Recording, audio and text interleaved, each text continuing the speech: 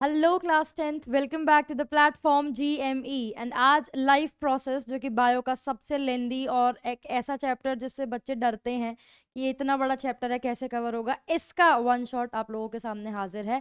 तो एंड तक बने रहना, समझते रहना। और इस चैप्टर को और ज़्यादा आसान बनाने के लिए आपको डाइजेस्टिव एंड रेस्पिरेशन जो सिस्टम है उसकी एक अलग video and transportation and excretion system की एक अलग वीडियो ऑलरेडी प्रोवाइडेड है।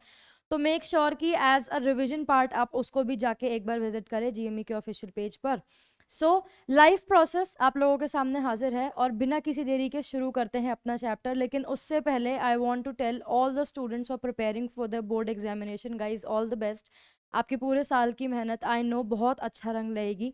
And there are still days left, there are still hours left in your board examination. Give your best shot out, क्योंकि इन द एंड तुम्हारी मेहनत दिखने वाली है। सो डोंट वरी, ठीक है। आप अपनी तरफ से अपना बेस्ट दीजिए, because the result is going to come, like it will be awesome. Okay, so all the best for that. And आप अपना पार्ट बस प्ले कीजिए। And I really hope and I really wish कि आप सभी का result वही आए जो आप लोगों ने एक्सपेक्ट किया है, जो आप लोगों ने मेहनत की है। ओके, सो अब बिना किसी देरी के शुरू करते हैं अपना chapter which is life process. ठीक है, अब देखो चैप्टर का नाम है लाइफ प्रोसेस, और लाइफ प्रोसेस होते क्या है पहले वो समझ लेते हैं। देखो, लाइफ प्रोसेस मीन्स कोई भी काम, कोई भी ऐसा पूरा एक सिस्टमैटिक प्रोसेशन जिसको आप लोग बोल सकते हो। ठीक है, तो बेसिकली होता क्या है, ऐसे प्रोसेसेस जो कि आपकी लाइफ को, आपके सर्वाइवल को पॉसिबल बनाते हैं, वो आपके होते हैं लाइफ प्रोसेसेस। ऐसी एक्टिविटीज जो कि आप या फिर आपकी बॉडी अपने सर्वाइवल को मेंटेन रखने के लिए करती है, वो होती हैं लाइफ प्रोसेसेस। ठीक है, अब देखो ये वो एक्टिविटीज होती हैं सारी जो आपकी बॉडी परफॉर्म करती है सर्वाइवल में रहने के लिए। लेकिन ये कौन कौन से फंक्शंस होते हैं जिनकी वजह से आपका सर्वाइवल मेंटेन हो पाता है? ठीक है, बेसिक आपको 4 पढ़ना है यहाँ पे। सबसे पहला हम लोग पढ़ते हैं न्यूट्रिशन के बारे में। किसके बारे में पढ़ते हैं? न्यूट्रिशन के बारे में। न्यूट्रिशन होता क्या है, न्यूट्रिशन प्लांट्स में किस तरीके से होता है, न्यूट्रिशन एनिमल्स में किस तरीके से होता है, ह्यूमन बींग्स में किस तरीके से होता है, ये आप न्यूट्रिशन के अंदर पढ़ने वाले हैं।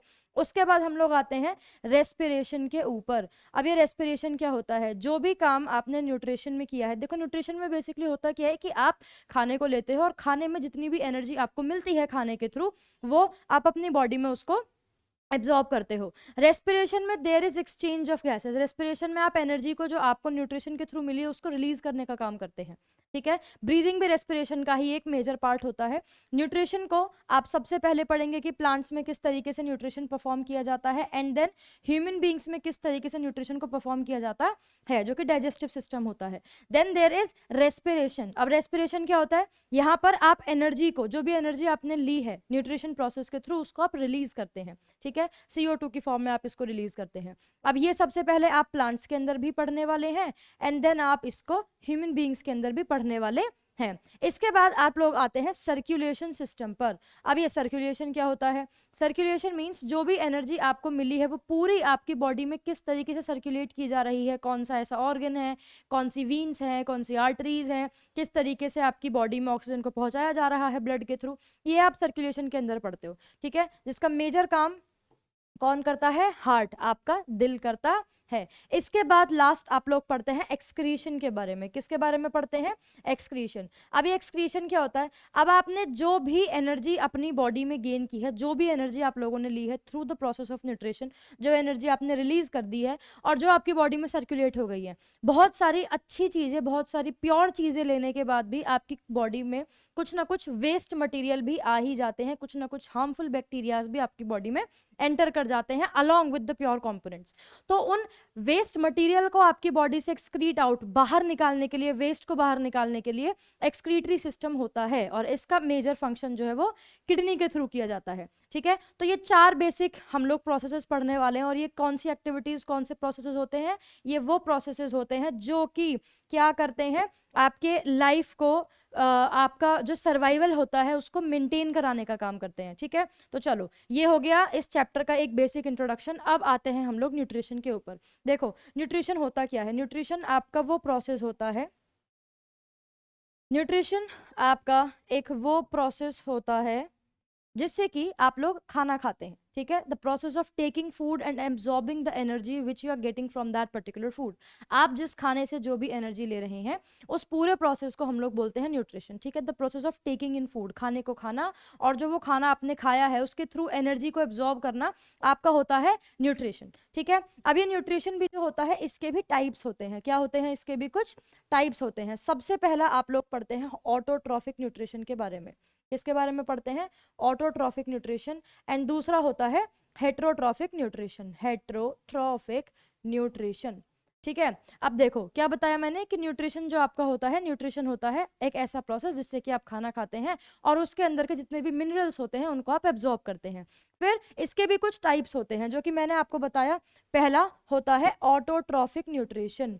ठीक है, autotrophic. And then there is heterotrophic nutrition. Heterotrophic nutrition. अब देखो पहले आते हैं हम लोग ऑटोट्रॉफिक के ऊपर। ऑटो, जहां कहीं भी आपको वर्ड दिख जाए ना ऑटो, तो वो 3 पहिए वाला ऑटो मत समझना। जहां भी आपको ये ऑटो वर्ड दिख रहा है दैट मीन्स ऑटो का मतलब होता है सेल्फ, यानी कि खुद से। ये वो आपके ऑर्गेनिजम्स होते हैं या फिर वो आपके सब्सटेंसेस होते हैं एक तरीके से जो कि खुद अपना न्यूट्रिशन लेते हैं, यानी कि इनको अपने खाने के लिए, अपनी सर्वाइवल नीड्स न्यूट्रिशन के तौर पे पूरा करने के लिए इनको किसी की भी ज़रूरत नहीं होती है।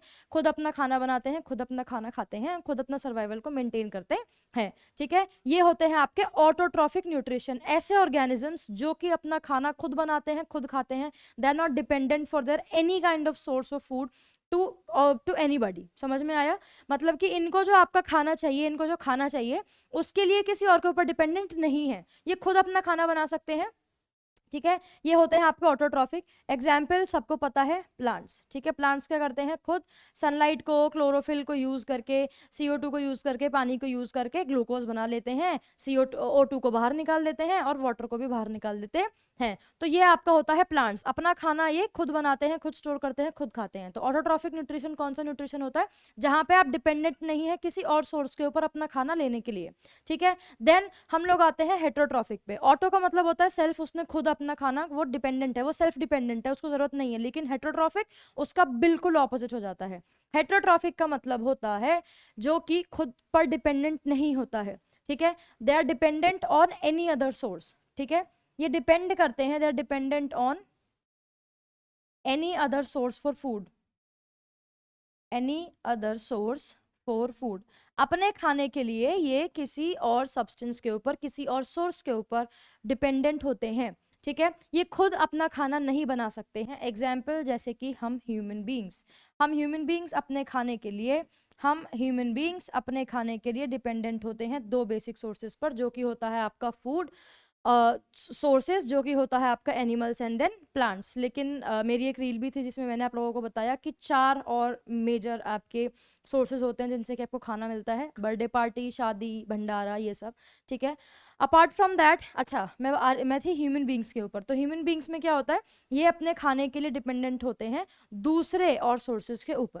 ठीक है, कहाँ पर? प्लांट्स पर और एनिमल्स पर बेसिकली। ठीक है, तो ये आपका हो गया टाइप्स ऑफ न्यूट्रिशन के बारे में। एक बार फिर से समझ लेते हैं। ऑटोट्रॉफिक न्यूट्रिशन वो न्यूट्रिशन है जो खुद अपना न्यूट्रिशन के लिए अपने न्यूट्रिशन के लिए किसी और पर डिपेंडेंट नहीं होते हैं। लेकिन जो हेट्रोट्रॉफिक होते हैं ये वो ऑर्गेनिजम्स होते हैं जो कि डिपेंडेंट होते हैं किसी और सोर्स के ऊपर for their own survival, for food और फॉर न्यूट्रिशन। समझ में आई? अच्छा, इसके बाद अब ये जो हेट्रोट्रॉफिक है इसके भी कुछ टाइप्स होते हैं।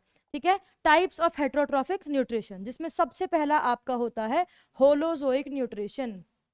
Holozoic nutrition. ठीक है, दूसरा आपका होता है इसमें सेप्रोफाइटिक न्यूट्रिशन। Saprophytic nutrition. और तीसरा आपका इसके अंदर होता है पैरासाइटिक न्यूट्रिशन। Parasitic nutrition. अब देखो होलोजोइक में क्या होता है? होलोजोइक का सबसे अच्छा एग्जाम्पल है ह्यूमन बींग्स। ठीक है, ह्यूमन बींग्स। एग्जाम्पल क्यों है इसका ह्यूमन बींग्स? क्योंकि होलोजोइक में आप लोग क्या करते हैं? आप ऑर्गेनिक मैटर को अपने माउथ के थ्रू खाते हैं एंड देन आपकी बॉडी उसको एब्जॉर्ब करती है। तो आप क्या करते हैं? ऑर्गेनिक मैटर को नॉर्मली आप कॉम्प्लेक्स सब्सटेंसेस को ले रहे हैं एंड देन सिंपल सब्सटेंसेस में उसको ब्रेक किया जा रहा है। ये आपका होलोजोइक होता है। आपने खाना लिया, उसको खा लिया, सिंपल। ठीक है, सेप्रोफाइटिक में आप लोग डिपेंडेंट होते हैं, या फिर वो ऑर्गेनिजम्स जो कि डिपेंडेंट होते हैं डेड एंड डिकेइंग मैटर के ऊपर। यानी कि ये मरी हुई चीजों को खाते हैं। डेड एंड डिकेइंग मैटर को खाना, ये आपका आता है सेप्रोफाइटिक, यानी कि वो ऑर्गेनिजम्स जो कि डेड एंड डिकेइंग मैटर से अपना न्यूट्रिशन लेते हैं, वहां से खाना खाते हैं, वो उनका सोर्स ऑफ फूड होता है, वो आपके आते हैं सेप्रोफाइटिक के अंदर। And then third one is parasitic. ये बड़े चालाक होते हैं। ये क्यों चालाक होते हैं? क्योंकि पैरासाइटिक मोड ऑफ न्यूट्रिशन ऐसा न्यूट्रिशन है कि जिससे ये खाना ले रहा है ना, उसको मार नहीं रहा। ये तो मरे हुए से ले रहे हैं, ये नॉर्मल अपना ऑर्गेनिक मैटर से ले रहे हैं। पैरासाइटिक मोड ऑफ न्यूट्रिशन, ये वो आपके ऑर्गेनिजम्स होते हैं जहां पर आप दो चीजों के बारे में पढ़ते हो। पहला होता है आपका होस्ट। अब ये होस्ट क्या होता है? देखो, होस्ट आपकी वो बॉडी होती है जिसके थ्रू कोई भी पैरासाइट, पैरासाइट मतलब एक ऐसा ऑर्गेनिज्म जो कि होस्ट की बॉडी के अंदर है और वहां से न्यूट्रिशन ले रहा है। मतलब कि ये होस्ट की बॉडी पर रहेगा और जो होस्ट खा रहा है उसी के खाने से अपना न्यूट्रिशन वो पूरा कर लेगा। जैसे कि आपके बालों की जुएं, आपके बालों में वो रहती हैं, आप वहां पर होस्ट हैं और वो पैरासाइट्स हैं। तो यहाँ पर हो क्या रहा है? वो जो न्यूट्रिशन आपके बालों के अंदर है उस न्यूट्रिशन को खा रही है। ठीक है, तो यहाँ पे पैरासाइटिक मोड ऑफ न्यूट्रिशन क्या बोलता है कि एक होस्ट होता है, एक पैरासाइट होता है। पैरासाइट जो होता है वो होस्ट की बॉडी से अपना न्यूट्रिशन गेन करता है। ठीक है, यहाँ पर एक दूसरी बॉडी से उसको अपना न्यूट्रिशन गेन हो रहा है। तो ये आपके तीनों के तीनों मोड होते हैं किसके? हेटरोट्रॉफिक न्यूट्रिशन के। ठीक है, जिसमें से पहला होता है holozoic, saprophytic and then parasitic. And I hope आप लोगों को यहाँ तक समझ में आ गया होगा। तो हम लोगों ने बेसिक एक फ्लो चार्ट जो है उसको कवर कर लिया है। एक बार फ्लो चार्ट डिस्कस करते हैं। इसका फ्लो चार्ट था क्या कि सबसे पहले मैंने आपको बताया कि न्यूट्रिशन क्या होता है। मैम आपने हमें बताया कि न्यूट्रिशन एक ऐसा प्रोसेस होता है जिसके थ्रू आप लोग खाना लेते हैं और उसको, उसके अंदर की जो एनर्जी होती है उसको एब्जॉर्ब करते हैं। अब इसके भी फिर मैंने आपको दो टाइप्स बताए। ठीक है, न्यूट्रिशन का सबसे पहला टाइप मैंने आपको बताया ऑटोट्रॉफिक न्यूट्रिशन। मैम ये वो न्यूट्रिशन था जहां पे कि खुद अपना जो भी ऑर्गेनिज्म है वो अपना खाना खुद बना रहा है, किसी और पर डिपेंडेंट नहीं है। जब, और दूसरा आपका आता है heterotrophic nutrition. Heterotrophic nutrition ma'am आपने हमें बताया कि ये वो न्यूट्रिशन होता है जहां पे कि आप दूसरे सोर्सेज पर डिपेंड करते हैं अपने खाने के लिए। ठीक है, अब ऑटोट्रॉफिक तो यहीं पर खत्म हो जाता है। एग्जाम्पल मैंने इसका दिया था आप लोगों को प्लांट्स। ठीक है, प्लांट्स जो है वो ऑटोट्रॉफिक न्यूट्रिशन को लीड करते हैं, उसकी मदद से अपना खाना लेते हैं। लेकिन आगे मैंने आपको बताया कि हेट्रोट्रॉफिक के भी तीन तरीके होते हैं, तीन अलग अलग टाइप्स होते हैं। पहला मैंने आपको बताया होलोजोइक, दूसरा मैंने आपको बताया सेप्रोफाइटिक और तीसरा मैंने आपको बताया पैरासाइटिक। तो ये था आपका एक न्यूट्रिशन का फ्लो चार्ट जो मैंने आप लोगों को दिया। ठीक है, अब हम लोग पढ़ते हैं next nutrition in plants. Nutrition in plants किस तरीके से होता है? ये आपका होता है ऑटोट्रॉफिक न्यूट्रिशन। ऑटोट्रॉफिक न्यूट्रिशन मतलब कि ये अपने खाने के लिए किसी दूसरे पर डिपेंडेंट नहीं रहते हैं। ठीक है, ये आपका होता है प्लांट्स के अंदर। अब प्लांट्स के अंदर भी जो न्यूट्रिशन होता है या जो वो खाना अपना लेते हैं, जो प्रोसेस होता है खाने को लेने का, वो कुछ इस तरीके का होता है। ये आपको यहाँ पर रिएक्शन दी गई है, ये आपको यहाँ पर रिएक्शन दी गई है। यहाँ पे क्या है? यहाँ पे है 6CO2, यानी कि मैंने 6 मॉलिक्यूल्स लिए हैं कार्बन डाइऑक्साइड के, साथ में मैंने लिए हैं 12 मॉलिक्यूल्स ऑफ H2O, और यहाँ पर ये है क्लोरोफिल की प्रेजेंस, और ये नीचे है सनलाइट। एंड देन आपको मिल रहा है C6H12O6। क्या होती है ये होती है आपकी glucose. And then 6O2 plus 6H2O। ठीक है, तो ये आपकी पूरी की पूरी क्या है? एक रिएक्शन है जो कि क्या बता रही है? जो कि प्रोसेस बता रही है किसका? फोटोसिंथेसिस का। किसका? फोटोसिंथेसिस का। जी हाँ, ये है आपका फोटोसिंथेसिस इन डिटेल। फोटोसिंथेसिस क्या होता है? एक वो प्रोसेस जिसकी हेल्प से प्लांट्स अपना खाना बनाते हैं। अब ये होता है आपको मेजरली 3 स्टेप्स में। ठीक है, मैं बताती हूँ। पहला स्टेप जो है वो होता है absorption of light energy by chlorophyll. ठीक है, जो आपकी लाइट एनर्जी है, जो आपकी सनलाइट है, क्लोरोफिल के थ्रू उसका एब्जॉर्प्शन हो रहा है, ये पहला स्टेप होता है। ठीक है, दूसरे स्टेप में क्या होता है? दूसरे स्टेप में होता है कि वही लाइट एनर्जी को आप केमिकल एनर्जी में क्या कर देते हो? कन्वर्ट कर देते हो। पहले आपने सनलाइट को लिया क्लोरोफिल की हेल्प से, दूसरा स्टेप होता है कि जो लाइट एनर्जी आपने ली है उसको अब आप केमिकल एनर्जी में कन्वर्ट कर रहे हो। लेकिन किसकी वजह से? बाय स्प्लिटिंग, यानी कि तोड़ना। किसको? वाटर मॉलिक्यूल्स को। यानी कि वाटर मॉलिक्यूल्स को हाइड्रोजन और ऑक्सीजन में तोड़कर आप लाइट एनर्जी को केमिकल एनर्जी में चेंज कर देते हो। ये क्या होता है? ये होता है आपका सेकेंड स्टेप। यानी कि ये जो आपका पानी है इधर H12 H2O, ये आपका ब्रेक डाउन कर रहा है, H में अलग यानी हाइड्रोजन में अलग और ऑक्सीजन में अलग। लेकिन और इसके थ्रू हो क्या रहा है, इसके थ्रू जो आपकी सनलाइट है वो चेंज हो रही है, लाइट एनर्जी जो है वो आपकी केमिकल एनर्जी में चेंज हो रही है। और तीसरा और लास्ट स्टेप होता है कि कार्बन डाइऑक्साइड का हो जाता है रिडक्शन। रिडक्शन क्या होता है, रिडक्शन होता है आपका रिमूवल ऑफ ऑक्सीजन, यानी कि O2 का रिमूवल। अब यहाँ पे है क्या, यहाँ पर आपको बताया गया है, यहाँ पर हेयर आपको 6CO2 जो है, यहाँ पर 6CO2 में हो रहा है रिडक्शन, यानी कि जो यहाँ पे O2 जुड़ी हुई है वो अब क्या हो जाती है, वो अब रिमूव हो जाती है, वो अब वहां से हट जाती है। ठीक है, और क्या फॉर्म करती है, ग्लूकोज, कार्बोहाइड्रेट, यानी कि ग्लूकोज को फॉर्म करती है, जो आपका एज अ फूड सोर्स काम करता है। ठीक है, तो क्या बताया मैंने, 3 स्टेप्स बताए। पहला आपका स्टेप होता है कि क्लोरोफिल के थ्रू जो आपकी लाइट एनर्जी है उसको आपने एब्जॉर्ब कर लिया। ठीक है, उसके बाद में जो लाइट एनर्जी होती है वो केमिकल एनर्जी में चेंज हो जाती है, लेकिन वाटर मॉलिक्यूल्स को स्प्लिट करके, उनको तोड़ करके, हाइड्रोजन और ऑक्सीजन में अलग अलग। और तीसरा और लास्ट स्टेप होता है कि कार्बन डाइऑक्साइड का होता है रिडक्शन, यानी कि ऑक्सीजन वहां से हट जाती है और क्या बनता है, carbohydrate, which is your what, which is C6H12O6। क्या होता है ये मैम, ये होता है आपका ग्लूकोज। समझ में आया, तो ये आपका होता है फोटोसिंथेसिस। इसके बाद हम लोग आते हैं, अच्छा एक ये है, यहाँ पर ये आपका स्टोमेटा दिखाया गया है। स्टोमेटा के अंदर आपके होते हैं गार्ड सेल्स। क्या होते हैं, गार्ड सेल्स। अब ये गार्ड सेल्स क्या करते हैं, ये आपका होता है स्टोमेटा। ठीक है, क्लोरोफिल के थ्रू हमारी जो सनलाइट होती है उसको एब्जॉर्ब किया जाता है, लेकिन क्लोरोफिल के अंदर भी होते हैं स्टोमेटा, स्टोमेटल पोर होते हैं, और उनकी हेल्प से जो आपकी सनलाइट होती है वो एब्जॉर्ब की जाती है। ठीक है, अब होता क्या है कि ये जो आपको दिख रहे हैं ये आपके होते हैं गार्ड सेल्स। क्या होते हैं ये आपके होते हैं गार्ड सेल्स। अगर ये गार्ड सेल्स आपके कुछ इस तरीके से कर्व होते हैं, क्या होते हैं, कर्व्ड होते हैं, दैट मीन्स ये आपके ओपन है, यानी कि ये आपके खुले हुए हैं। ठीक है, अब यहाँ से लाइट एनर्जी जो है वो एब्जॉर्ब, मतलब अंदर जा सकती है, अंदर एंटर कर सकती है। लेकिन अगर ये कुछ इस तरीके के हैं, कर्व्ड नहीं है, तो ये आपका होता है क्लोज्ड। ठीक है, यानी कि अब कोई भी लाइट एनर्जी या फिर कोई भी वाटर मॉलिक्यूल्स इसके अंदर एंटर नहीं कर सकता है। तो गार्ड सेल्स यहाँ पर एक बड़ा इंपॉर्टेंट सा रोल प्ले करते हैं, किसमें, स्टोमेटा की ओपनिंग एंड क्लोजिंग में। अगर वो कर्व्ड है तो ओपन होगा आपका स्टोमेटल पोर, और अगर वो सीधे हैं, स्ट्रेट है, तो वो क्लोज्ड होगा, यानी कि अब सनलाइट या फिर वाटर मॉलिक्यूल्स एंटर नहीं कर सकते हैं। और इसके साथ अब हम लोग आते हैं कि ऑर्गेनिज्म किस तरीके से अपना न्यूट्रिशन ऑब्टेन करते हैं। यहाँ पर आपको एग्जाम्पल दिया गया है किसका, अमीबा का। किसका दिया गया है, अमीबा का। अमीबा अपना खाना लेता है through the process which is called as pseudopodia. ये आपको यहाँ पर बताया भी गया है, सूडोपोडिया। अब बेसिकली होता क्या है कि जो आपका अमीबा होता है, फॉर एग्जाम्पल ये आपका होता है फूड मॉलिक्यूल। ठीक है, ये आपका यहाँ पर फूड मॉलिक्यूल दिखाया गया है, अमीबा दूर है। अब अमीबा क्या करेगा, अमीबा बेसिकली यहाँ पर अपनी बॉडी को एक्सपैंड अप करेगा, और इस फूड मॉलिक्यूल के इर्द गिर्द, इसके आसपास क्या करेगा, अपनी बॉडी को एक्सपैंड करने की कोशिश करता है। ठीक है, और जैसे ही फूड मॉलिक्यूल के आसपास इसने अपनी दीवारें बना ली, अपनी वॉल्स बना ली है, फिर ये इसको क्या कर लेता है, खा लेता है, और खाने के बाद में इसका करता है एब्जॉर्प्शन। और इस पूरे प्रोसेस को हम लोग क्या बोलते हैं, हम लोग इस पूरे प्रोसेस को बोलते हैं pseudopodia. The process by which amoeba takes up his food, या फिर अपना न्यूट्रिशन लेने का प्रोसेस अमीबा का, इसको हम लोग बोलते हैं सूडोपोडिया। ठीक है, पैरामीशियम में भी सेम होता है, लेकिन उसके पास सीलिया प्रेजेंट होते हैं। सीलिया क्या होते हैं, हेयर लाइक स्ट्रक्चर्स होते हैं, जो कि खाने को उसकी तरफ अट्रैक्ट करने में उसकी हेल्प करते हैं। ठीक है, तो ये है कि ऑर्गेनिज्म किस तरीके से न्यूट्रिशन लेते हैं। देन यू, अब आप लोगों के सामने है न्यूट्रिशन इन ह्यूमन बींग्स।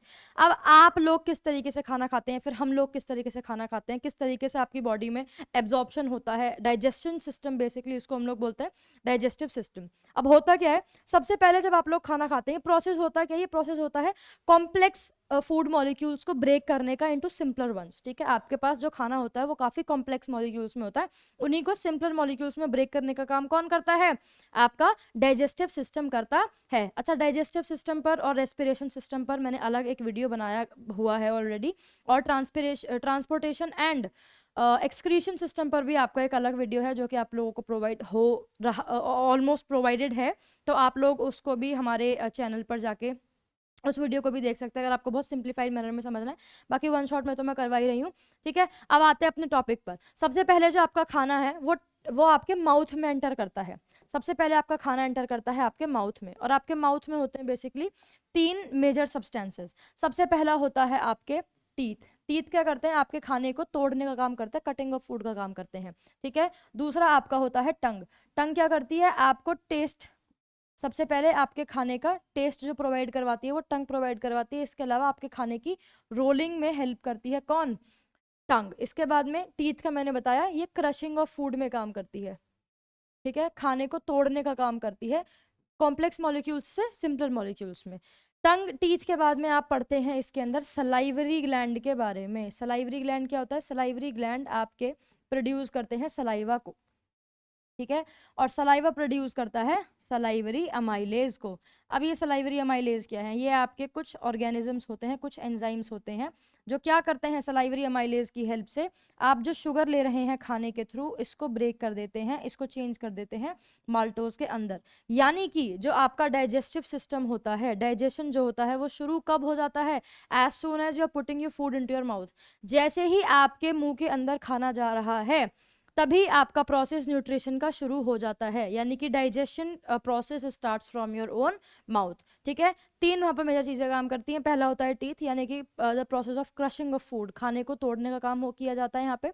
टंग क्या करती है? रोलिंग करने का काम करती है, आपको खाने के टेस्ट का काम करती है, दिलाने का। और इसके बाद है सलाइवरी ग्लैंड। सलाइवरी ग्लैंड में सलाइवा प्रेजेंट होता है और सलाइवा के अंदर होता है सलाइवरी अमाइलेज, जो कि क्या करता है? शुगर को माल्टोज के अंदर ब्रेक करने का काम करता है। तो ये आपका होता है माउथ का। इसके बाद आप लोग आते हैं इस स्ट्रक्चर के ऊपर, यानी कि एज सून एज आपके माउथ से जब खाना जाता है तो ये पहुंचता है इस पार्ट पर, और ये होता है आपका ईसोफेगस, जिसको आप लोग दूसरी लैंग्वेज में बोलते हो फूड पाइप। क्या बोलते हो? Food pipe. अब फूड पाइप में आपका खाना पहुंचता है और यहाँ पर होता है पेरिस्टल्टिक मूवमेंट। क्या होता है? Peristaltic movement. अब ये पेरिस्टल्टिक मूवमेंट क्या होता है? पेरिस्टल्टिक मूवमेंट, पेरिस्टल्टिक मूवमेंट ये आपका मूवमेंट होता है जहां पर आपका जो पाइप होता है या तो वो कॉन्ट्रैक्ट करता है, मतलब कॉन्ट्रैक्ट एंड एक्सट्रैक्ट, ठीक है। यानी कि यहाँ पर क्या होता है? यहाँ पर आपका जो फूड पाइप होता है वहां पर आपको कॉन्ट्रैक्शन और एक्सट्रैक्शन देखने के लिए मिलता है, जिसकी वजह से जो आपका खाना होता है वो अगेंस्ट द ग्रेविटी भी काम कर जाता है। मतलब अगर आप उल्टे लेट के खाना खा रहे हो या फिर उल्टे होके खाना खा रहे हो तो पेरिस्टल्टिक मूवमेंट की वजह से जो आपका खाना है वो डायरेक्टली स्टमक के अंदर ही जाता है। तो ये होता है फूड पाइप का बेसिक काम। इसके बाद जो आपका खाना होता है वो पहुंचता है इस जे शेप्ड ऑर्गन के अंदर, which is your what? Stomach. अब आपका खाना पहुंच चुका है पेट के अंदर, ठीक है। अब जैसे ही आपका खाना स्टमक के अंदर जाता है तो स्टमक में होता है गैस्ट्रिक जूस। क्या होता है? स्टमक के अंदर होता है गैस्ट्रिक जूस, और गैस्ट्रिक जूस में आपको मिलती है मेजर 3 चीजें देखने के लिए। पहला आपका होता है HCl, दूसरा आपका होता है म्यूकस, और तीसरा आपका होता है पेप्सिन, ठीक है। सबसे पहले जो आपका ये पेप्सिन है ये काम करता है ब्रेक डाउन करने का, यानी कि तोड़ने का। किसको तोड़ने का काम करता है ये? प्रोटीन्स को। Break down of proteins, proteins को तोड़ने का काम कौन करता है? वो करता है आपका पेप्सिन। और ये अपना काम कब कर सकता है? जब इसको मिलेगा एसिडिक मीडियम, यानी कि ये अपना काम सिर्फ तभी कर सकता है अगर मीडियम जो है वो एसिडिक है, ठीक है। और मीडियम को एसिडिक बनाने का काम करता है आपका HCl, which is your hydrochloric acid. आपके स्टमक के अंदर HCl की प्रेजेंस भी आपको देखने को मिलती है। ये क्या करता है? ये मीडियम को एसिडिक बनाता है, मेक्स मीडियम एसिडिक, एसिडिक बनाता है मीडियम को, ठीक है। इसके अलावा क्यों करता है? ताकि पेप्सिन अपना काम कर सके, प्रोटीन्स को ब्रेक डाउन करने का काम कर सके। और इसके बाद में ये किल करता है हार्मफुल बैक्टीरिया, किल हार्मफुल बैक्टीरिया, क्योंकि ऑफ कोर्स ये कैसा होता है? ये आपका होता है एसिडिक इन नेचर। तो जो भी आपके जितने भी मॉलिक्यूल्स होते हैं जो कि हार्मफुल होते हैं, या बैक्टीरिया जितने भी आपके हार्मफुल होते हैं, उसको तोड़ने का काम करता है HCl, ठीक है, उनको मारने का काम करता है बेसिकली। इसके बाद है म्यूकस। अब क्योंकि आपके स्टमक के अंदर एसिड प्रेजेंट है, और एसिड अपने आप में ही एक हार्मफुल चीज होती है, ठीक है, तो इससे इस एसिडिक मीडियम से या फिर इस एसिड से बचाने के लिए आपके स्टमक के अंदर होती है इनर लाइनिंग, जिसको हम लोग बोलते हैं म्यूकस, ठीक है। ये इनर लाइनिंग होती है और ये HCl से बचाने का काम करती है हमारे स्टमक को, ठीक है, ताकि हमारा स्टमक हार्म ना हो जाए HCl की ओवर प्रेजेंस की वजह से, ठीक है। और अगर HCl का कंटेंट आपकी बॉडी में बढ़ जाता है, आपके स्टमक में बढ़ जाता है, तो आपको एसिडिटी भी हो जाती है, ठीक है। और जिसमें कि आप एक बेस सब्सटेंस को खाते हो या फिर एक आप बेस का यूज करते हो, ठीक है, to get rid of the acidity. समझ में आया? ठीक है। तो ये आपके होते हैं स्टमक के। क्या बताया मैंने अब तक? मैंने बताया कि सबसे पहले आपका खाना माउथ में जाता है, माउथ में होते हैं teeth, tongue and salivary gland. Teeth आपके खाने को तोड़ने का काम करते हैं, टंग रोल करती है और टेस्ट देने का काम करती है आपके खाने को, और इसके बाद में होता है सलाइवरी ग्लैंड, जिसमें होता है saliva and salivary amylase. Salivary amylase क्या करते हैं? शुगर को माल्टोज में चेंज करने का काम करते हैं। देन आपका खाना जाता है ईसोफेगस के अंदर, जो कि है आपका फूड पाइप, और यहाँ पर होता है पेरिस्टाल्टिक मूवमेंट, जो कि कॉन्ट्रैक्शन एंड एक्सट्रैक्शन का काम करता है, ताकि आपका खाना ग्रेविटी के अगेंस्ट भी आपके स्टमक तक ही पहुंच जाए। इसके बाद आपका खाना पहुंचता है स्टमक के अंदर। स्टमक के अंदर होता है आपका गैस्ट्रिक जूस। गैस्ट्रिक जूस में होती है 3 मेजर चीजें। पहला होता है आपका HCl, mucus and then pepsin. Pepsin जो होता है ये प्रोटीन्स को ब्रेक डाउन करने का काम करता है, लेकिन ये सिर्फ तब अपना काम करता है जब मीडियम एसिडिक होगा, और इस मीडियम को एसिडिक बनाने का काम करता है HCl, which is your hydrochloric acid. ये हार्मफुल बैक्टीरियाज को किल करता है और मीडियम को एसिडिक बनाता है ताकि पेप्सिन अपना काम कर सके। और इसके बाद होता है म्यूकस। ये होती है inner lining of your stomach, so that आपके स्टमक में एसिड का कंटेंट ज्यादा ना बढ़ जाए। ठीक है, अच्छा, स्टमक के बाद आपका खाना पहुंचता है, स्टमक के बाद आपका खाना पहुंचता है स्मॉल इंटेस्टाइन में।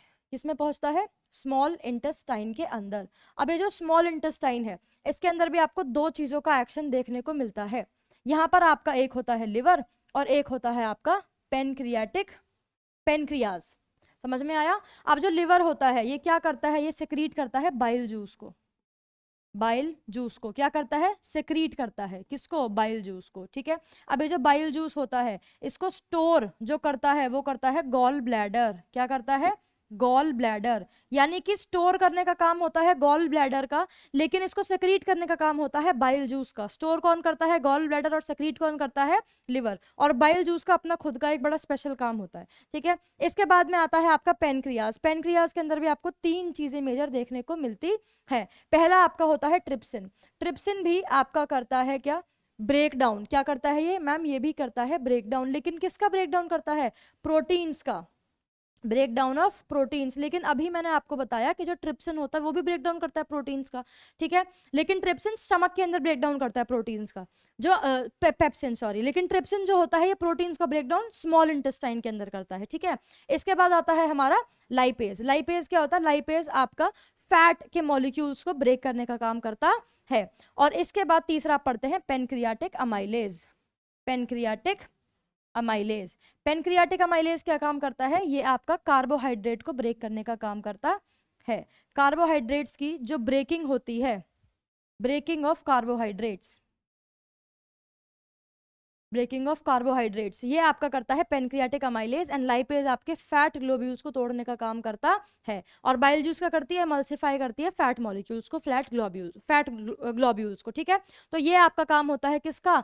स्मॉल इंटेस्टाइन का। और स्मॉल इंटेस्टाइन से खाना आपका पहुंचता है लार्ज इंटेस्टाइन के अंदर। लार्ज इंटेस्टाइन में क्या होता है? यहाँ पर आपके खाने के अंदर का जितना भी एक्सेस वाटर होता है उसको वापस से रीअब्जॉर्ब कर लिया जाता है, एंड देन इसको भेज दिया जाता है एनस के अंदर, जहां पर आपकी बॉडी जितना भी आपका वेस्ट मटेरियल होती है उसको बाहर ट्रांसफर कर देती है। ठीक है, तो ये था आपका डाइजेस्टिव सिस्टम या फिर न्यूट्रिशन इन ह्यूमन बींग्स। इसमें सबसे पहले माउथ पार्ट प्ले करता है, then oesophagus, then stomach. Stomach के बाद ये होती है आपकी स्मॉल इंटेस्टाइन, यहाँ पर लिवर और पेनक्रियाज काम करता है। Then this is the large intestine, जहाँ पर रीअब्जॉर्प्शन का काम होता है, यानी कि एक्सेस वाटर मॉलिक्यूल्स जो होते हैं, एक्सेस जो वाटर होता है उसको एब्जॉर्ब किया जाता है, और एनएस के थ्रू फिर जो एक्सेस वेस्ट होता है वो बाहर निकाल दिया जाता है। ठीक है, तो इसके बाद नेक्स्ट आपका आता है रेस्पिरेशन। अब ये रेस्पिरेशन क्या होता है? रेस्पिरेशन इज जब आपकी जो भी एनर्जी आप लोगों ने ली है, जो भी एनर्जी आप लोगों ने कंज्यूम की है, ठीक है, उसको रिलीज करने का काम। ठीक है, रिलीजमेंट ऑफ एनर्जी आपको देखने को मिलती है। यहाँ पर आपकी रिलीज होती है एनर्जी जो भी आप लोगों ने अब्जॉर्ब की है। ठीक है, अब यहाँ पे बेसिकली होता क्या है? जो एनर्जी आपको मिली है वो मिलती है ग्लूकोज की फॉर्म में। किसकी फॉर्म में मिलती है? ग्लूकोज की फॉर्म में। और ग्लूकोज क्या होता है? 6 कार्बन मॉलिक्यूल होता है आपका ग्लूकोज। क्या बोला मैंने? C6H12O6। ये क्या होता है? ये आपका होता है ग्लूकोज। क्या बोला मैंने? ये होता है ग्लूकोज। ये इसके अंदर 6 मॉलिक्यूल्स होते हैं, किसके? कार्बन के। इसको ब्रेक डाउन किया जाता है, और ब्रेक डाउन कहाँ किया जाता है? ये क्वेश्चन आता है। ब्रेक डाउन किया जाता है साइटोप्लाज्म के अंदर। साइटोप्लाज्म के अंदर इसको किया जाता है ब्रेक डाउन। ठीक है, जैसे ही आप इसको ब्रेक डाउन करते हैं तो ये ब्रेक डाउन करके फॉर्म करता है कार्बन का ऐसा मॉलिक्यूल जिसके अंदर 3 कार्बन के पार्टिकल्स होते हैं। कार्बन के 3 मॉलिक्यूल्स होते हैं। देखो, ग्लूकोज के अंदर होता है 6 कार्बन, लेकिन पायरुवेट के अंदर होता है 3 कार्बन मॉलिक्यूल्स, और साइटोप्लाज्म के अंदर ये ब्रेक डाउन करने का काम होता है। अब यहाँ पर आपको मिलता है पायरुवेट। ठीक है, क्या होता है ये? पायरुवेट। अब पायरुवेट से भी जब आपको एनर्जी मिलती है, इसके भी बनते हैं 3 केसेस। कौन कौन से बनते हैं? 3 केसेस। पहला केस होता है जब आपकी एब्सेंस होती है, किसकी? ऑक्सीजन की। एब्सेंस ऑफ ऑक्सीजन, यानी कि जब ऑक्सीजन की प्रेजेंस नहीं होती है तो क्या फॉर्म होता है? तो फॉर्म होता है इथेनॉल। क्या फॉर्म होता है? इथेनॉल फॉर्म होता है, CO2 फॉर्म होता है और एनर्जी बाहर निकलती है। ये आपका पहला केस जहां पर आपकी एब्सेंस होती है, किसकी? ऑक्सीजन की। दूसरा केस होता है लैक, यानी ऑक्सीजन तो है लेकिन उसकी कमी है। तो कमी में क्या होता है? कमी में होता है आपका फॉर्म लैक्टिक एसिड, यानी आपको लैक्टिक एसिड की फॉर्मेशन देखने को मिलती है और साथ में मिलती है एनर्जी। और तीसरा केस होता है जहां पर आपकी प्रेजेंस होती है, प्रेजेंस ऑफ O2।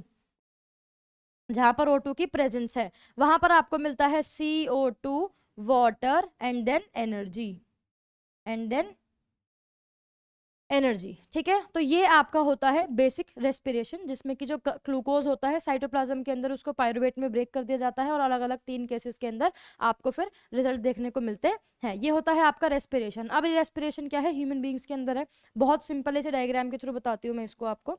ये आपका रेस्पिरेटरी सिस्टम है। सबसे पहले नेसल पैसेज के थ्रू या फिर नॉस्ट्रिल्स के थ्रू जो आपकी एयर है वो बॉडी के अंदर एंटर करेगी, नोज के अंदर एंटर करेगी। ठीक है, और नेसल पैसेज से होते हुए पहुंचेगी माउथ कैविटी के अंदर। ये आपका फेरिंग्स है। फेरिंग्स क्या होता है? फेरिंग्स वो जंक्शन होता है जहां पे कि आपका माउथ एंड आपका जो वॉइस बॉक्स होता है वो जंक्शन होता है, मतलब यहाँ पर वो कनेक्ट किए जाते हैं। ये आपका फेरिंग्स होता है। देन देयर इज लैरिंग्स, और लैरिंग्स के बाद होता है आपका ट्रैकिया। ट्रैकिया को हम लोग बोलते हैं दूसरी लैंग्वेज में विंड पाइप। क्या बोलते हैं? Wind pipe. यहाँ से आपकी जो हवा होती है वो पास होके जाती है। अब जैसे ही आपकी जो भी आपने गैसेस को इनहेल किया है, जो भी एयर को आपने इनहेल किया है, वो नेसल पैसेज से होते हुए पहुंचेगी फेरिंग्स के ऊपर, फेरिंग्स से होते हुए लैरिंग्स के ऊपर एंड देन पहुंचेगी आपकी ट्रैकिया के ऊपर।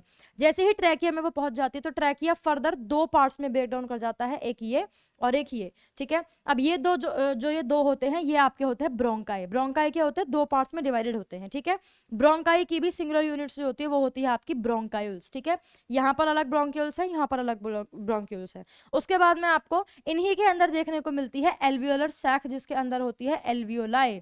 एल्वियोलाई, और ये एल्वियोलाई क्या होती है? यहीं पर होता है आपका एक्सचेंज ऑफ गैसेस। क्या होता है?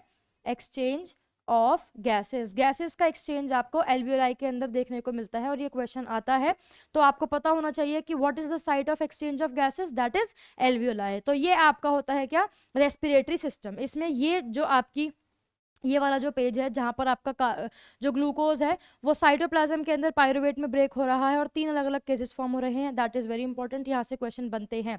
और इसके बाद है आपका सर्कुलेटरी सिस्टम। देखो, सर्कुलेटरी सिस्टम आपका वो सिस्टम होता है जहां पर आपका जो ब्लड होता है उसको पूरी बॉडी के अंदर सर्कुलेट किया जाता है। ठीक है, that is your circulatory system.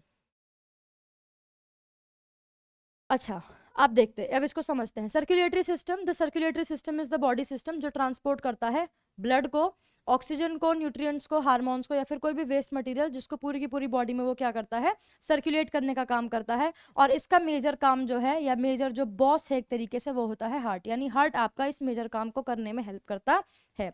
ठीक है, इसके बाद हम लोग पढ़ते हैं ह्यूमन हार्ट के बारे में। ठीक है, तो एक बेसिक आइडिया मैं पहले आप लोगों को दे देती हूँ अबाउट द ह्यूमन हार्ट। ठीक है, देखो, जो आपका ह्यूमन हार्ट होता है, सबसे पहले consider this as the human heart. ठीक है, इसको आप 2 चेम्बर्स में डिवाइड करते हो। पहला होता है लेफ्ट, दूसरा होता है राइट। ठीक है, देन आप इसको 4 चेम्बर्स में क्या करते हो? डिवाइड करते हो। ठीक है, ये आपका होता है लेफ्ट पार्ट। जो ऊपर वाले पार्ट होते हैं that is your left atrium, क्योंकि लेफ्ट में है और ऊपर हो तो लेफ्ट एट्रियम हो जाएगा। नीचे है, लेफ्ट में है तो लेफ्ट वेंट्रिकल। नीचे वाले पार्ट को हम लोग बोलते हैं क्या?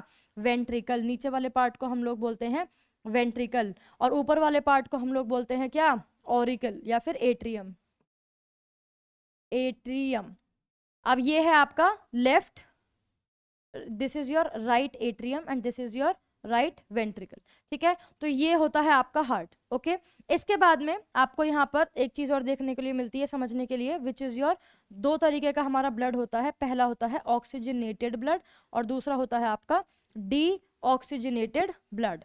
ठीक है, इसको आप बोलते हैं प्योर ब्लड, यानी कि इसके अंदर ऑक्सीजन की प्रेजेंस होती है, और ये आपका होता है इम्प्योर ब्लड, यानी इसके अंदर ऑक्सीजन की प्रेजेंस नहीं होती है। ये दो तरीकों का आपका ब्लड होता है। अब बेसिकली होता क्या है कि इस लेफ्ट साइड के अंदर आपको प्योर ब्लड देखने को मिलता है, यानी यहाँ पर ऑक्सीजन की प्रेजेंस होती है, और राइट साइड में आपको देखने को मिलता है इम्प्योर ब्लड, यानी कि इस साइड में आपका जो ब्लड होता है उसके पास में ऑक्सीजन नहीं होती है, उसके अंदर होती है ऑक्सीजन की कमी या फिर ऑक्सीजन नहीं प्रेजेंट होती है। ठीक है, तो ये आपका होता है ह्यूमन हार्ट।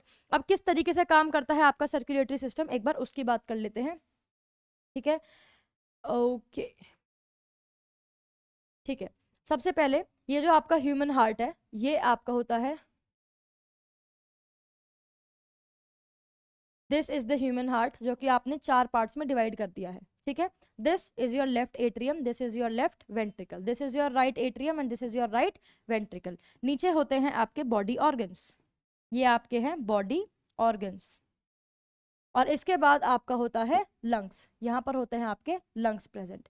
अब सबसे पहले लंग्स से जो ब्लड आएगा वो ब्लड होगा आपका प्योर ब्लड। कैसा ब्लड होगा? प्योर, क्योंकि लंग्स क्या करेंगी, यहाँ पर आपको वो ब्लड के अंदर ऑक्सीजन को फिल कर देती हैं। ठीक है, तो यहाँ पर प्योर ब्लड जो सबसे पहले वो आ रहा है लेफ्ट एट्रियम के अंदर, लेफ्ट एट्रियम से वो जाएगा लेफ्ट वेंट्रिकल के अंदर, और लेफ्ट वेंट्रिकल के अंदर से ब्लड जाएगा आपका बॉडी ऑर्गन्स के अंदर। जैसे ही बॉडी ऑर्गन्स के अंदर आपका ब्लड पहुंच जाएगा तो यहाँ पर जो वो ब्लड है वो हो जाएगा इम्प्योर ब्लड। कैसा हो जाएगा? इम्प्योर ब्लड, यानी अब इसके पास में प्रेजेंस नहीं है किसकी? ऑक्सीजन की। ठीक है, अब यहाँ से आपका ब्लड जाएगा राइट एट्रियम के अंदर एंड देन पहुंचेगा राइट वेंट्रिकल के अंदर, और वहां से ब्लड ट्रांसफर कर दिया जाएगा वापस आपकी लंग्स के अंदर, ताकि जो लंग्स है वो क्या कर सके, वापस से ब्लड के अंदर ऑक्सीजन को फिल कर सके। ठीक है, और यही यहाँ पर आपको एक्सप्लेन कर दिया गया है कि जो सबसे पहले आपका प्योर ब्लड होता है उसको लंग से हम लोग एंटर कराते हैं थ्रू द लेफ्ट एट्रियम, और किसकी हेल्प से कराते हैं? पल्मोनरी वेन्स की हेल्प से कराते हैं। जो आपका लेफ्ट एट्रियम होता है उसके पास, उसके बाद से ब्लड आपका जाता है लेफ्ट वेंट्रिकल के अंदर। ठीक है, और लेफ्ट वेंट्रिकल ट्रांसपोर्ट करती है ब्लड को पूरे बॉडी ऑर्गन्स के अंदर थ्रू द आर्टरी, जिसको हम लोग बोलते हैं ऑर्टा। ऑर्टा आर्टरी आपकी वो आर्टरी होती है जो कि लेफ्ट वेंट्रिकल से ब्लड को पूरे बॉडी ऑर्गन्स में ट्रांसफर करती है। उसके बाद में क्या होता है, ये जब जैसे ही आपकी बॉडी ऑर्गन्स के अंदर, जैसे ही बॉडी ऑर्गन्स के अंदर ऑक्सीजन की सप्लाई हो जाएगी तो अब आपका जो ब्लड है उसके पास ऑक्सीजन नहीं है, that is your impure blood now. ठीक है, तो अब क्या होगा, ये जो ब्लड जिसके पास में ऑक्सीजन नहीं है ये वापस हार्ट में पहुंच जाता है, और जाता है सबसे पहले राइट एट्रियम के अंदर। जैसे ही राइट एट्रियम में वो जाएगा वेना कावा की हेल्प से। किसकी हेल्प से जाएगा? Vena cava. ये वो आर्टरी होती है जो कि आपके ब्लड को वापस से राइट एट्रियम के अंदर लेकर जाती है, और यहाँ से जो आपका राइट एट्रियम है वो कॉन्ट्रैक्ट करता है और ब्लड आपका पहुंचता है राइट वेंट्रिकल के अंदर। अब राइट वेंट्रिकल पंप करेगा ब्लड को और पहुंचाएगा कहाँ पर? लंग्स के अंदर। किसकी हेल्प से? पल्मोनरी आर्टरी की हेल्प से। ठीक है, और जैसे ही लंग्स के पास आपका ब्लड पहुंच जाएगा वापस से लंग्स क्या करेंगी? आपके इम्प्योर ब्लड को प्योर बनाने का काम कर देंगे। ठीक है, तो ये आपका होता है क्या?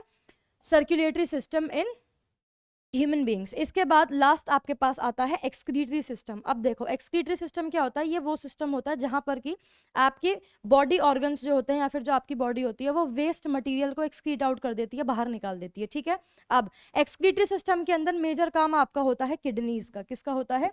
किडनीज का। और किडनी को रेफर करने के लिए हम लोग एक वर्ड पढ़ते हैं विच इज योर रीनल। जहां पर भी आपको रीनल वर्ड दिख जाए दैट मीन्स यहाँ पर मैं रेफर कर रही हूँ, यहाँ पर मैं बात कर रही हूँ किडनीज के बारे में।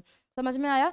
तो एक्सक्रीटरी सिस्टम क्या करता है? सबसे पहले तो ये आपका वो बॉडी सिस्टम होता है जो कि रिमूव करता है वेस्ट प्रोडक्ट को या फिर एक्सेस सब्सटेंसेस को जिनकी आपकी बॉडी को अब जरूरत नहीं है। ठीक है, अब बेसिकली यहाँ पे होता क्या है इसको समझ लेते हैं। ये आपका होता है नेफ्रॉन का स्ट्रक्चर, और याद रखना nephron is the structural and functional unit of the excretory system. ठीक है, अब होता क्या है, सबसे पहले जो आपका ब्लड है वो यहाँ से एंटर करेगा और उसको सामना करना पड़ेगा किसका? बोमेंस कैप्सूल का। बोमेंस कैप्सूल के अंदर होते हैं ग्लोमेरुलस। ठीक है, और ग्लोमेरुलस के अंदर होता है नेफ्रॉन्स। क्या होता है? नेफ्रॉन्स। ठीक है, और इसके अंदर होते हैं मिलियंस ऑफ नेफ्रॉन्स, और ये नेफ्रॉन्स क्या करते हैं? ये टाइनी पार्टिकल्स होते हैं और ये ब्लड में से इंप्योरिटीज को खींचने का काम करते हैं। ठीक है, अब ग्लोमेरुलस के अंदर जो नेफ्रॉन्स है, बहुत सारे नेफ्रॉन्स है, ये क्या करेंगे? जितनी भी इंप्योरिटीज है उसको ब्लड से खींच लेंगे। ठीक है, अब जैसे ही ये ब्लड इससे पास होगा वापस ब्लड अनबॉर्डर्ड अपना बाहर निकल जाएगा। ठीक है, अब ये जो हमें यहाँ पर ये कॉइल्ड स्ट्रक्चर दिख रहा है, यहाँ पर क्या होगा? यहाँ पर होगा आपका रीएब्जॉर्प्शन। क्या होगा यहाँ पर? रीएब्जॉर्प्शन, यानी कि वापस से ब्लड के अंदर से आपके जितने भी इंपॉर्टेंट न्यूट्रिएंट्स होते हैं उसको एब्जॉर्ब कर लिया जाता है। जब यहाँ से, जब इस स्ट्रक्चर से आपका ब्लड वापस निकल रहा है, तो इम्प्योरिटीज और प्योरिटीज दोनों ही बॉडी के अंदर एंटर कर रही हैं, ठीक है। लेकिन जब ये कॉइल्ड स्ट्रक्चर पर आपका ब्लड पहुंचता है, तो जो प्योरिटीज हैं उनको वापस ब्लड को दे दिया जाता है, ठीक है। और जितनी भी इम्प्योरिटीज होती हैं वो इस कलेक्टिंग डक्ट में कलेक्ट कर ली जाती हैं, और वापस से जो आपका ब्लड है अब वो बॉडी के अंदर वापस चला जाता है टू द लेफ्ट साइड, जिसमें कि आपका प्योर ब्लड प्रेजेंट होता है। तो ये आपका होता है क्या, एक्सक्रीटरी सिस्टम। क्या बताया यहाँ पर कि जो ब्लड होता है सबसे पहले वो एंटर करता है आपकी किडनीज में, ठीक है, और फ्लो करता है रीनल आर्टरीज में। रीनल आर्टरी मतलब किडनी की आर्टरीज। इसके बाद में होता है फिल्ट्रेशन ऑफ ब्लड। यहाँ पर क्या होता है, किडनीज के अंदर जो नेफ्रॉन्स होते हैं वो ब्लड को फिल्टर करते हैं, और जैसे ही जो वेस्ट मटेरियल होता है जैसे कि यूरिया, एक्सेस सॉल्ट या फिर कोई भी एक्स्ट्रा वाटर, उसको आप यूजफुल सब्सटेंसेस से सेपरेट कर देते हैं। थर्ड आपका होता है रीअब्जॉर्प्शन। रीअब्जॉर्प्शन में आपको क्या देखने को मिलता है कि जितनी भी आपकी प्योरिटीज होती हैं वो वापस से आपकी बॉडी के थ्रू एब्जॉर्ब कर ली जाती हैं, ठीक है।